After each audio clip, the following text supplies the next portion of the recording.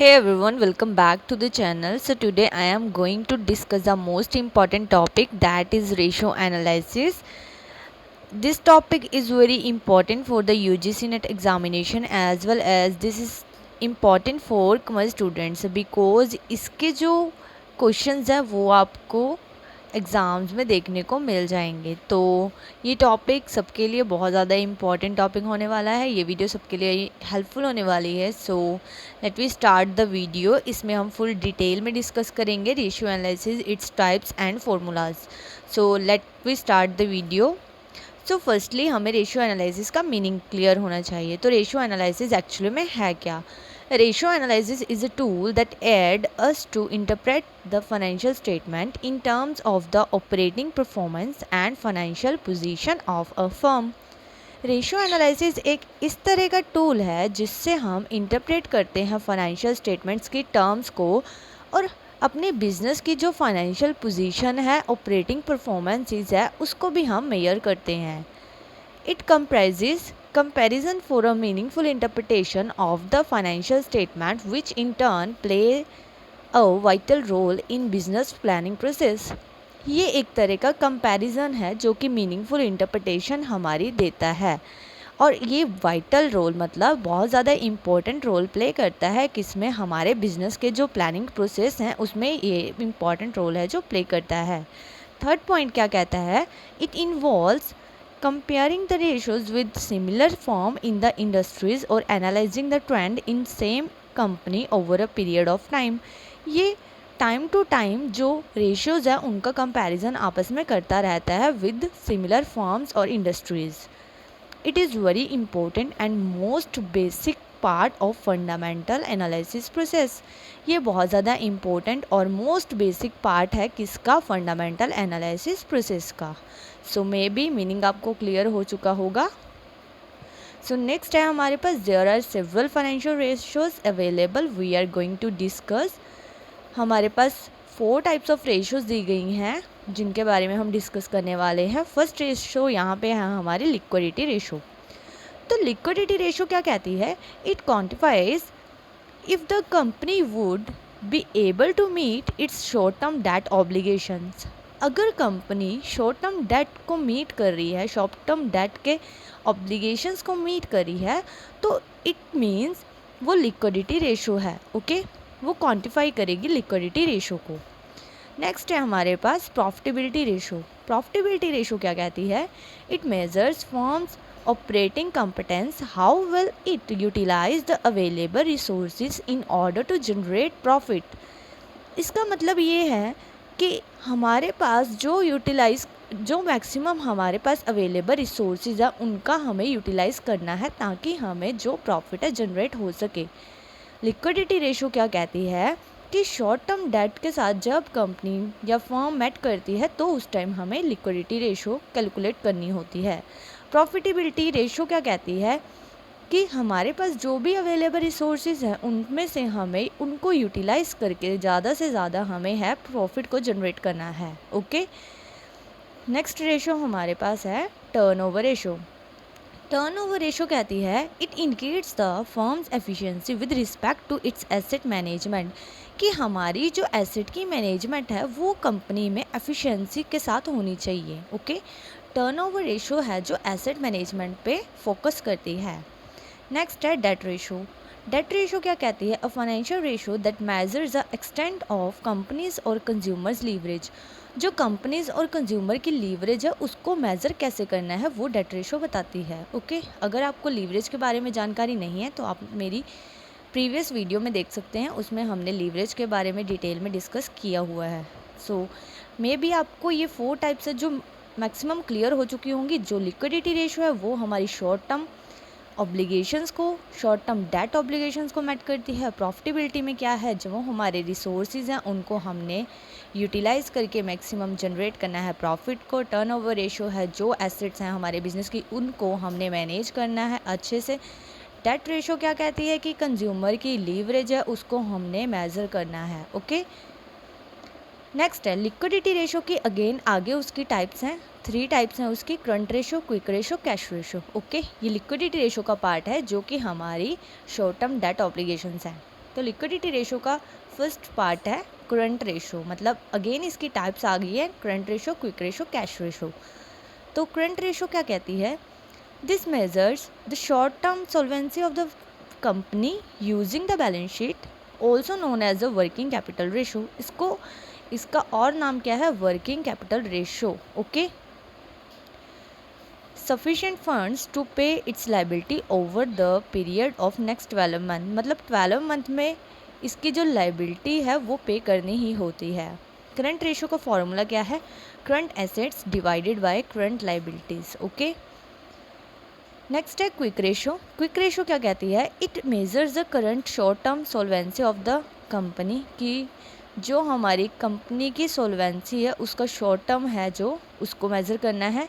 It considers if the very liquid asset are available to meet the obligations, कि जो हमारी liquid assets हैं उनको हमने कन्वर्ट करना है कैश में। ओके, मतलब कैश में जो क्विकली जो हमारी एसेट्स हैं उनको क्विकली कैसे हम कैश में कन्वर्ट कर सकते हैं, ये हमारी क्विक रेशो कहती है। तो क्विक रेशो का फॉर्मूला क्या है? Quick asset bracket current assets minus inventory से भी क्विक एसेट है जो आएगी, divided by current liabilities. Next है cash ratio. It considered only the most liquid short term assets of the company, ये एक तरह से की शॉर्ट टर्म एसेट होती है कंपनी की, which are those that can be most easily to pay off existing commitments, जो कि हम इजीली पे कर सकते हैं। अगर हमने किसी को पेमेंट करने के लिए, उसको पे ऑफ करने के लिए कहा गया है तो ये कमिटमेंट हम फुलफिल कर सकते हैं विद हमारी cash ratio. Most stringent measures among the 3 liquidity ratio is, इसका फॉर्मूला है cash ratio equal to cash and cash equivalent divided by current liabilities. Okay, तो लिक्विडिटी रेशो की 3 टाइप्स थी, current ratio, quick ratio, cash ratio. Next थी हमारे पास profitability ratio. Profitability ratio का क्या मतलब था कि हमें जो हमारे पास रिसोर्सेज है उनका मैक्सिमम यूटिलाइज करके प्रॉफिट को जनरेट करना है।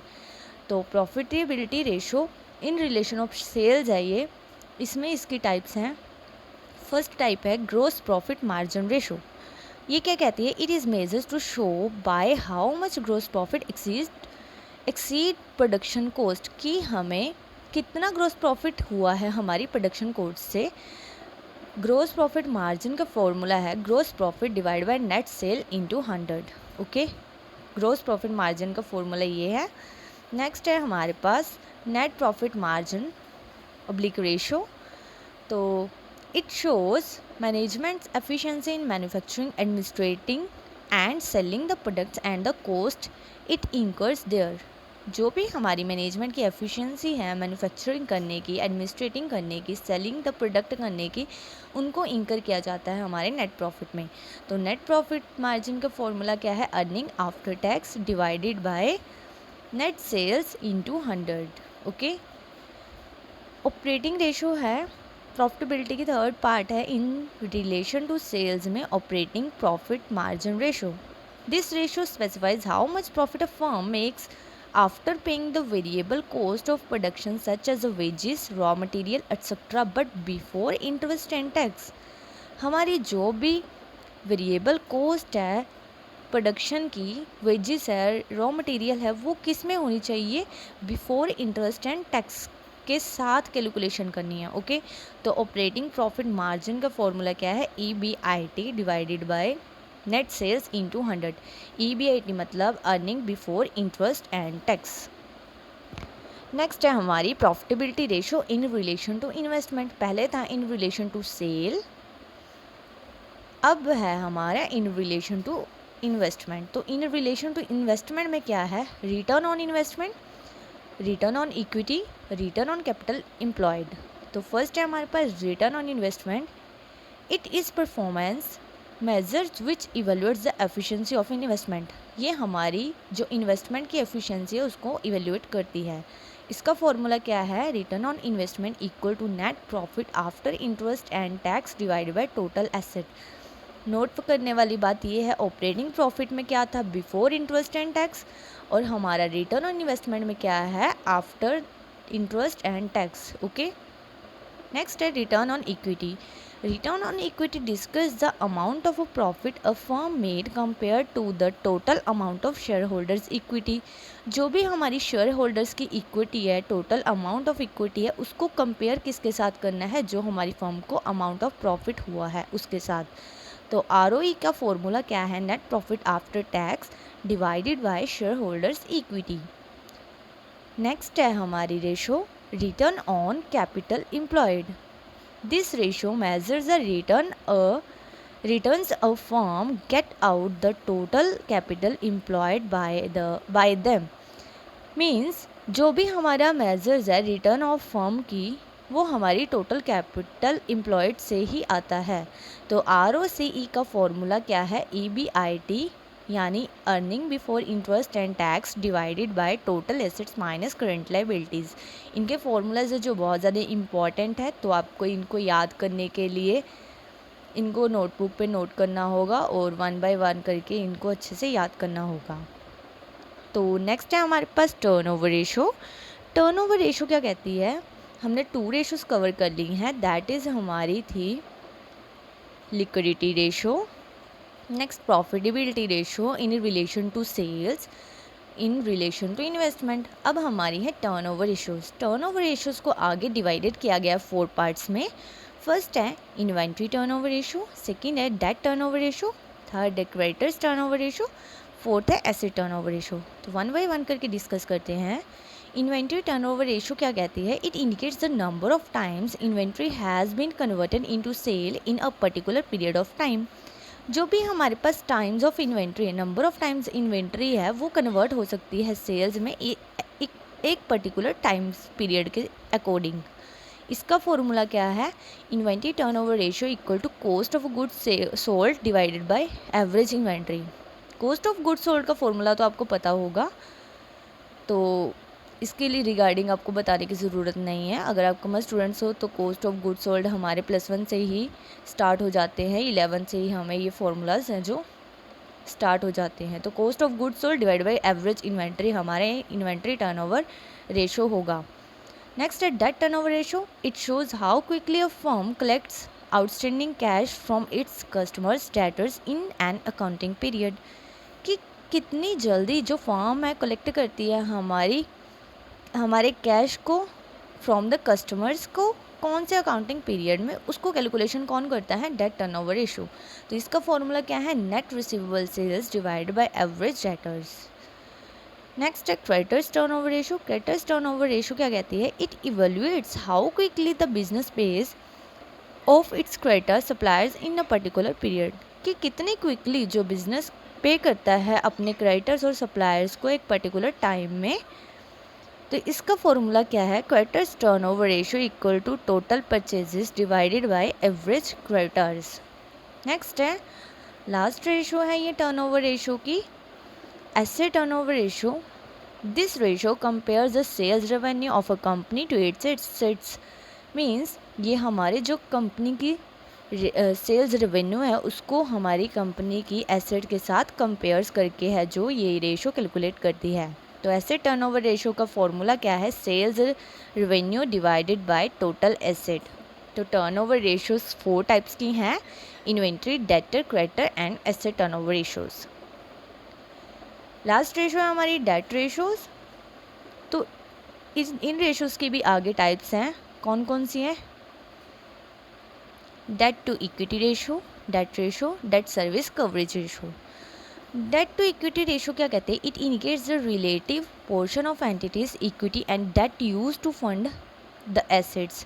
कि जो हमारे रिलेटिव पोर्शन है अपनी एंटिटी और इक्विटी और डेट का, वो कैसे हमने फंड के साथ यूज़ करना है।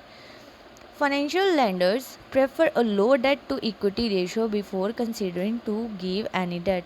जो फाइनेंशियल लैंडर्स हैं वो किसको प्रेफर करते हैं, जो लो डेट की इक्विटी रेशो होती है उसको प्रेफर करते हैं। तो डेट टू इक्विटी रेशो का फॉर्मूला क्या है, डेट टू इक्विटी रेशो का फॉर्मूला क्या है हमारे पास, debt liabilities divided by equity है हमारा डेट टू इक्विटी रेशो का फॉर्मूला। ओके, नेक्स्ट है debt ratio. This ratio indicates the amount of debt to the total amount of asset. ये रेशो इंडिकेट करती है जो अमाउंट है डेट की और टोटल अमाउंट ऑफ एसेट के साथ उसको इंडिकेट करती है। Higher the ratio greater the risk related with the firm's operation. अगर वो कहते हैं कि अगर रेशो है जो हाई है तो क्या होगा, रिस्क भी है हमारा हाई होगा। ओके, तो डेट रेशो का फॉर्मूला क्या है, liability divided by asset. Last है debt service coverage ratio. It depicts the ability of the firm to pay back its principal loan amount and interest amount. इसका क्या consider करती है ये रेशो कि हमारी जो कंपनी की पे बैक है, इट्स प्रिंसिपल लोन अमाउंट जो इंटरेस्ट अमाउंट है उसको पे करना है। और date service coverage ratio which is below 1 indicates a negative cash flow.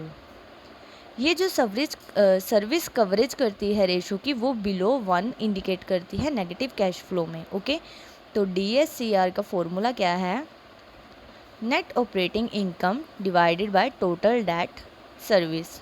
तो डेट रेशोज 3 पार्ट्स में डिवाइड की गई थी, debt to equity ratio, debt service coverage ratio. Other ratios भी हमें दी गई हैं, यानी अर्निंग पर शेयर कैसे कैलकुलेट करना है, dividend per share, earning per share. Okay, इसके बारे में थोड़ा सा डिस्कस कर लेते हैं हम। तो अर्निंग पर शेयर कैसे कैलकुलेट करेंगे हम, अगर EPS आपको कैलकुलेट करना है तो क्या करेंगे, earning after tax minus preferred dividend divided by equity share outstanding को कैलकुलेट करने से आपका EPS आ जाएगा।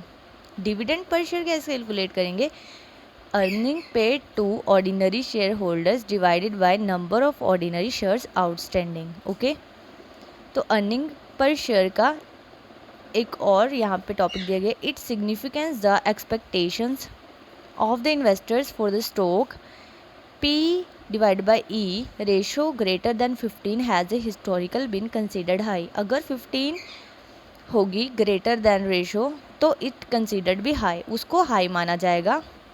P divide by E ratio equal to market price of share divide by earning per share. Earning per share की ratio का एक और formula market price of share divide by earning per share.